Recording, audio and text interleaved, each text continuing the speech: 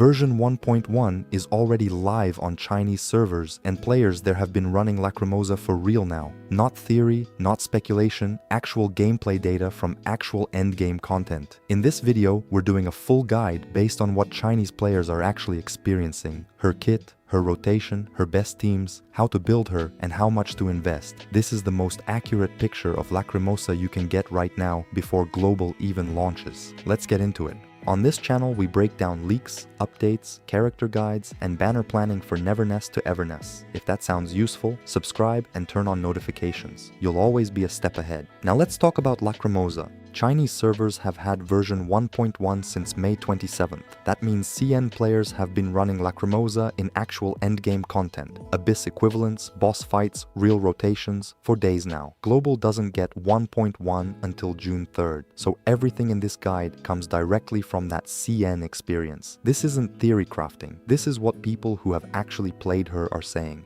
The general verdict from CN is that she is solid, not broken, not disappointing, genuinely strong and fun in a way that rewards learning her properly. Let's break down why. Lacrimosa is an S-rank on-field main DPS chaos element. Her entire identity is built around a mechanic called nightmare stacks and the Discord reaction. She is not a one-shot nuke character. She is a sustained damage dealer who shreds content through stacking debuffs and consistent DOT once she gets going. CN players describe her as a long investment core. She feels mediocre if you play her poorly and genuinely scary when you understand her loop. She also transforms into a bat for exploration, which is adorable, and CN players love it. And if you are planning to pull Lacrimosa, Enjoy GM offers up to 23% off on first-time purchases. New users also get an extra 8% coupon, so after stacking both discounts, the 6,480 package drops to around $80. Note that the actual discounted price may vary by region. The process is very simple. First, enter your in-game email and password for top-up verification only. Your login info isn't stored or used to access your account. Then just pick your server, pay, and the recharge arrives almost instantly. Plus, you still keep all first-time top-up bonuses and monthly card benefits. If you want to stay extra cautious, you can change your password after the top-up. Enjoy GM is PCI DSS certified and has many positive Trustpilot reviews, so it's considered safe and trusted by many players. So check out Enjoy GM with my link below. Everything in her kit revolves around nightmare stacks. Here's how it works. Every time she deals chaos damage, through basic attacks, skills, anything, she applies one nightmare stack to the enemy.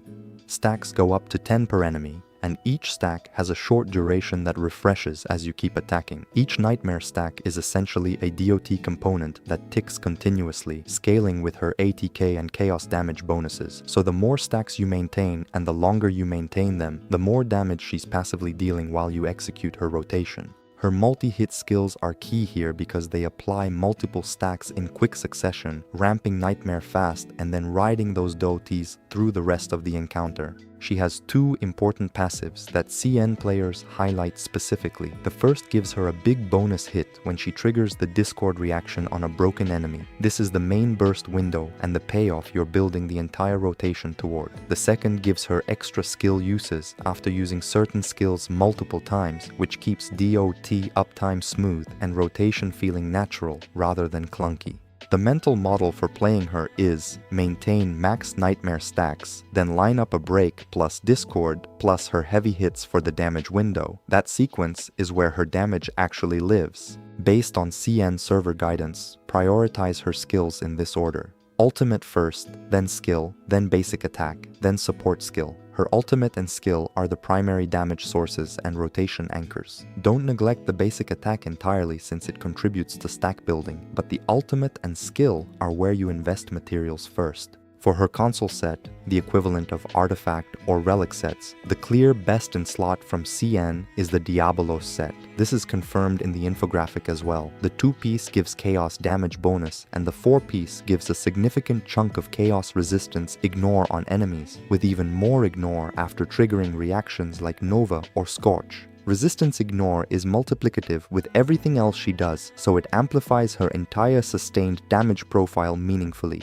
If you can't finish the 4-piece yet, run 2-piece chaos damage bonus plus 2-piece attack percentage as a transition until you can farm the full Diabolos set. For main stats, prioritize chaos damage bonus and attack on your primary pieces. For substats, the priority order is crit rate first, then crit damage, then attack percentage, then a small amount of energy recharge if her rotation feels clunky without it. Aim for roughly 60 to 70% crit rate before stack crit damage. The balance matters because her Discord burst windows and big skill hits need to crit reliably to show their real numbers. The rotation CN players have settled on is this. At the start of a fight, use basic attacks and rapid hit skills to build nightmare stacks quickly. Do not use your ultimate immediately before stacks are established. You want the DOTs already ticking before you invest your big cooldowns. As enemies approach break, swap to your breaker teammate to push them over the break threshold. Then swap back to Lacrimosa immediately to trigger the Discord reaction and use her heaviest skills while the enemy is broken and Nightmare is at maximum. This is your burst window and it's when the majority of her damage happens.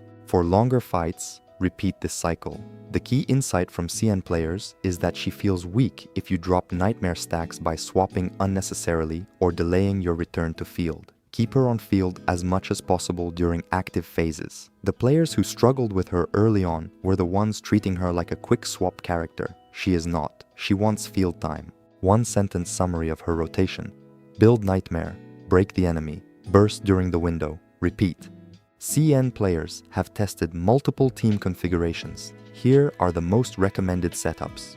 Premium Team. The best performing setup from CN Endgame is Lacrimosa, Daffodil, Sakiri, and Fadia. Daffodil provides fast, reliable breaks and helps maintain Discord cycles, so Lacrimosa's passives hit harder. Sakiri brings incantation and additional Discord triggers without stealing meaningful field time. Fadia is the healer keeping you alive during extended on-field windows. This team is specifically praised for boss content, where sustained damage over longer fights matters most. Mid-spender Team. If you have Nanali from 1.0, a strong option is Lacrimosa, Nanali, Mint, and either Fadia or Sakiri as the fourth slot. Nanali handles control and pressure, Mint cleans up trash and handles AoE, and Lacrimosa focuses the sustained DOT and finishing. This is the team for accounts that invested in Nanali in 1.0 and want Lacrimosa as a strong second team. F2P friendly team. Lacrimosa, Adler, Fadia, and any solid breaker you own.